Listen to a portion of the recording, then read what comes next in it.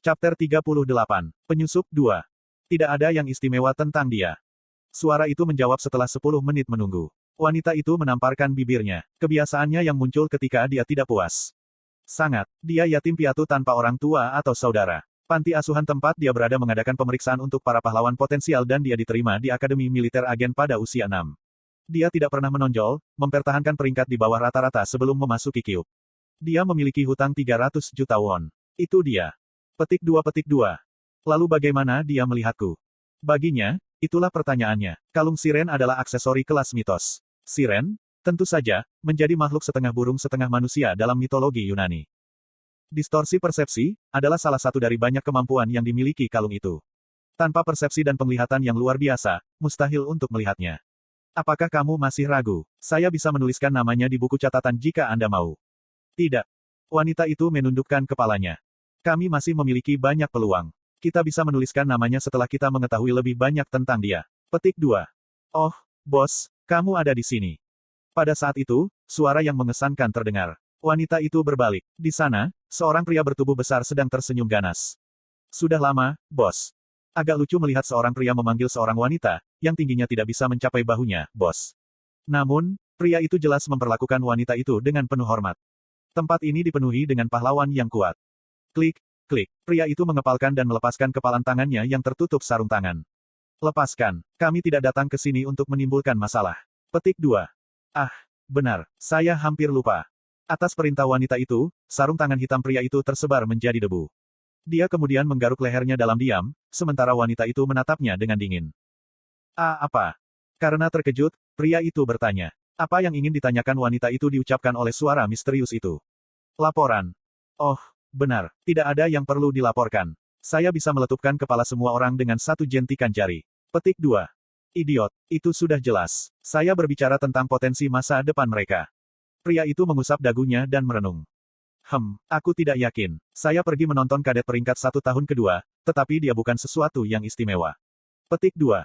Tahun pertama adalah siapa yang harus kamu tonton. Mahasiswa baru tahun ini dikatakan luar biasa, jadi lihat lagi. Oh, bos. Ada yang harus saya lakukan sekarang, jadi saya akan berbicara dengan Anda nanti. Ya, matikan. Tutup mulutmu. Suara itu menghilang, dan pria itu tersenyum ketika dia menatap wanita itu. Bos, kurasa tidak ada pohon muda yang bagus. Apa yang kita lakukan? Karena kita ada di sini, tidak bisakah kita melawan para pahlawan yang memproklamirkan diri ini? Petik 2. Pria itu tidak menyembunyikan keinginannya untuk bertarung. Dia memamerkan semangat bertarungnya dengan melepaskan kekuatan sihirnya, yang berkibar di udara melalui angin. Meskipun itu adalah langkah ceroboh yang bisa menarik perhatian pahlawan, wanita itu menyaksikan aksinya tanpa mengubah ekspresinya. Petik 2. Gyeong. Mari kita coba sesuatu.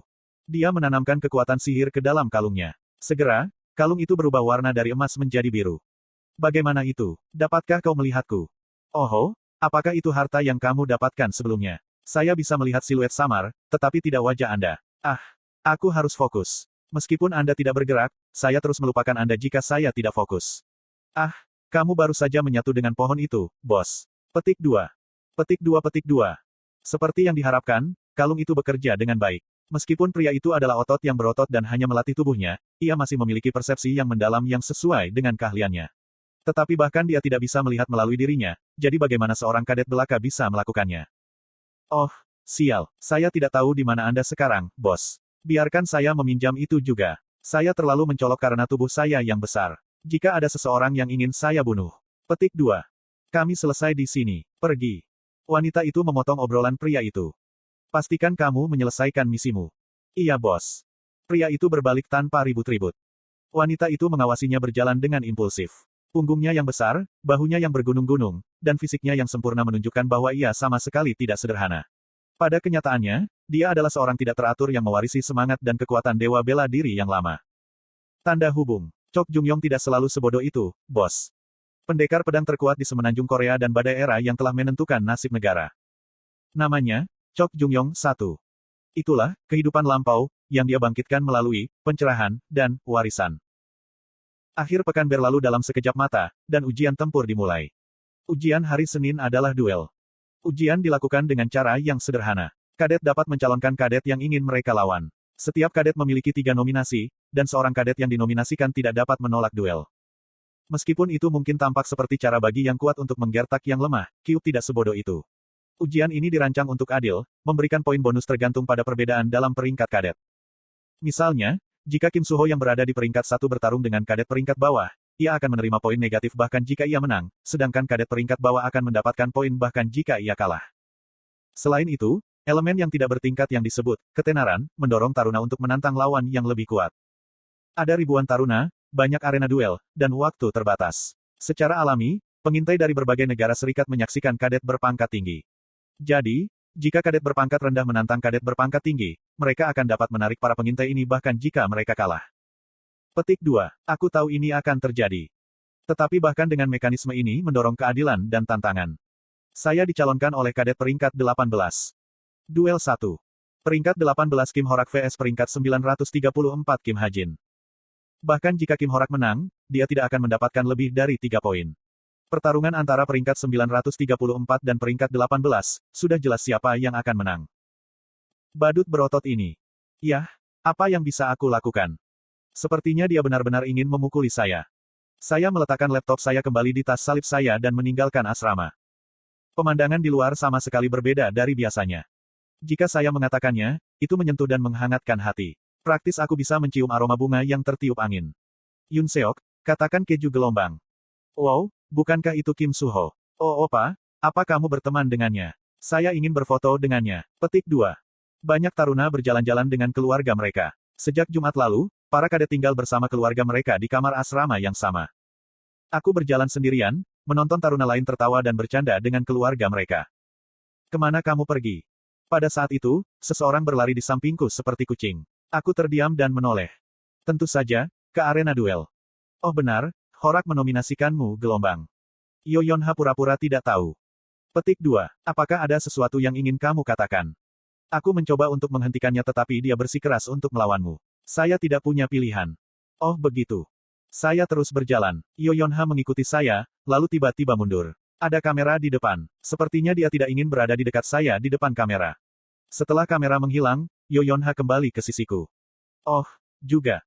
Tak, dia menjentikkan jarinya. Segera, seorang pria jangkung berjalan dan menyerahkan kopernya. Ini 100 peluru kelas puncak. Tetapi jika Anda membutuhkan lagi, katakan saja kepada saya. Anda juga dapat meminta peralatan defensif. Petik 2. Oh. Tepat ketika aku akan mengambilnya, Yoyonha tiba-tiba menarik kopernya kembali. Tapi jangan salah paham, ini bukan pembayaran untuk Anda menyelamatkan hidup saya. Petik 2. Hah? Yoyonha tergagap dengan agak malu-malu. Ini hanya hadiah. Ya, aku mengerti, jadi berikan di sini. Tidak tertarik, saya mengambil koper dari tangannya. Juga, mereka meminta kesaksian saya. Untuk insiden Jin. Oh ya, bagaimana dengan itu? Mereka ingin aku bersaksi, tapi aku sudah menunda karena sepertinya kau ingin menyembunyikan kekuatanmu. Jadi dia sengaja tidak melaporkan bahwa saya mengecek Jin. Petik 2. Terus lakukan itu. Yun Hyun dikontrak oleh iblis yang sangat berbahaya, Lilith. Jin Lilith memiliki sifat buruk dan keji, jadi jika mereka mengetahui bahwa saya membunuh Yun Hyun, hal-hal bisa menjadi sulit karena saya tidak memiliki dukungan. Dimengerti. Omong-omong, akankah Horak menang? Petik 2. Saya berhenti. Pertanyaannya memiliki konotasi aneh. Akankah Horak menang? Sepertinya dia bertanya apakah aku akan kehilangan tujuan. Pada kenyataannya, saya tidak bisa menang bahkan jika saya mau. Kalau begitu aku pergi. Sebelum saya bisa menjawab, Yoyonha pergi. Apakah ada kamera lain? Tepat ketika saya berpikir seperti itu, saya melihat sekelompok wartawan, yang memperhatikan Yoyonha dan berlari ke arahnya. Saya tiba di arena duel kedua. Saat itu baru jam 8 pagi tetapi tempat itu ramai dengan orang-orang. Ada juga banyak reporter yang dilengkapi dengan kamera dan mikrofon. Secara kebetulan, seorang reporter terdekat sedang berbicara tentang alasannya. Hari ini, Kim Suho, Chae Na-yun, dan Kim Horak dijadwalkan untuk berduel dari 91 ke 11 M. Petik 2. Aku membajak kerumunan orang dan berjalan menuju arena duel. Tiba-tiba, saya dihentikan oleh seorang pria dengan seragam resmi Cube. Saya bertanya, agak tidak puas. Aku mengenakan seragam kadet, kan? Haha, bukan itu. Kadet harus seperti itu. Petik 2. Pria itu menunjuk ke sebuah jalur di sebelah pintu masuk utama. Oh terima kasih. Saya berjalan melewati jalan setapak dan tiba di ruang tunggu yang ditugaskan untuk saya. Ruang tunggu 5. Ruangan ini mungkin penuh dengan tambahan seperti saya. Orang-orang seperti Kim Suho dan Chae Na-yun berada di ruang tunggu 1, yang paling dekat dengan para wartawan. Saya membuka pintu. 30-40 taruna, yang berbicara di antara mereka sendiri, segera terdiam. Mata mereka menatapku. 1, 2, 3. Setelah 3 detik, mereka menarik pandangan mereka dengan tidak tertarik dan terus berbicara. Aku masuk dan duduk di kursi acak. Ku dengar kau bertarung dengan Kim Horak. Ketika saya beristirahat sendirian, seseorang yang saya tidak kenal memulai percakapan. Wajahnya terlihat agak akrab, jadi dia kemungkinan berada di kelasku. Saya mengangguk tanpa menjawab. Sial, Kim Horak pasti sudah menandai Anda. Anda seharusnya tidak menunjukkan begitu banyak. Petik 2. Petik 2. Petik 2. Saya ingin mengatakan sesuatu tetapi menyerah. Sebaliknya, saya bergumam dalam hati. Tidak seperti kalian, aku menjadi lebih kuat dengan pamer. Oh benar, kenapa kamu terus meninggalkan Kyuup? Apakah Anda benar-benar membuang uang di klub kabaret dan rumah bordil? Petik 2. Tampaknya rumor ini masih beredar. Aku menggelengkan kepala diam-diam. Tidak mungkin, kamu benar-benar melakukannya. Tapi dia menafsirkan sikapku seperti yang dia inginkan. Tanpa pilihan, saya membuka mulut. Tidak, bahkan jika saya mau, saya tidak punya uang. Petik 2. 1. Seorang tokoh sejarah. Google dia untuk info lebih lanjut.